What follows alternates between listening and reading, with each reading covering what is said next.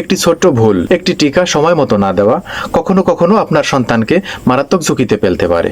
আপনার শিশুর হাসি, তার ভবিষ্যৎ, তার সুস্থ জীবন সবকিছুই রক্ষা করতে টিকার গুরুত্ব অপরিসীম। প্রিয় দর্শক, আসসালামু আলাইকুম। আমি মহসিন, একজন স্বাস্থ্য সহকারী।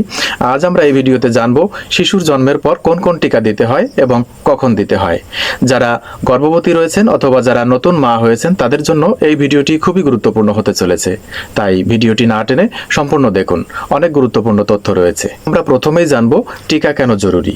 শিশুর জন্মের সাথে সাথেই তার শরীরে রোগ প্রতিরোধ ক্ষমতা গড়ে ওঠে না, তাই যক্ষ্মা, পোলিও, হেপাটাইটিস বি এবং হামসহ আরও অনেক ভয়ঙ্কর রোগ থেকে রক্ষা করতে শিশুর টিকা খুব গুরুত্বপূর্ণ। টিকা শুধুমাত্র আপনার শিশুকে নয়, পুরো সমাজকেও রোগের বিস্তার থেকে রক্ষা করে। দর্শক, এবার খুব মনোযোগ সহকারে শুনুন, জন্মের পর শিশুকে কোন কোন টিকা দিতে হবে। চলুন আমরা 3টি ধাপে জেনে নিই।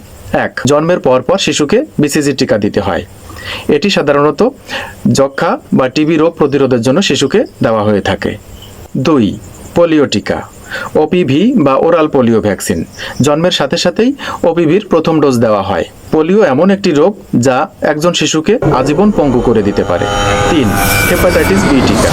এই টিকা শিশুকে লিভারের সংক্রমণ থেকে সুরক্ষা দেয়। এরপর শিশুর কোন বয়সে কোন টিকা। শিশুর বয়স 6 সপ্তাহ, 10 সপ্তাহ, 14 সপ্তাহ, 9 মাস এবং 15 মাসে বিভিন্ন গুরুত্বপূর্ণ টিকা দেওয়া হয়। আপনার এলাকার টিকাদান কেন্দ্র, স্বাস্থ্য সহকারী অথবা টিকার কার্ড অনুসরণ করুন। কখনোই টিকার নির্ধারিত তারিখ মিস করবেন না। ভিডিওটি উপকারী মনে হলে লাইক দিন এবং শেয়ার করুন, যেন আরেকটি মা এবং শিশু উপকৃত হতে পারেন। আর শিশু ও মাতৃ স্বাস্থ্য সম্পর্কিত আরও গুরুত্বপূর্ণ তথ্য পেতে চ্যানেলটি সাবস্ক্রাইব করুন। স্বাস্থ্য সহকারী হিসেবে আমি সবসময় আপনাদের পাশে আছি।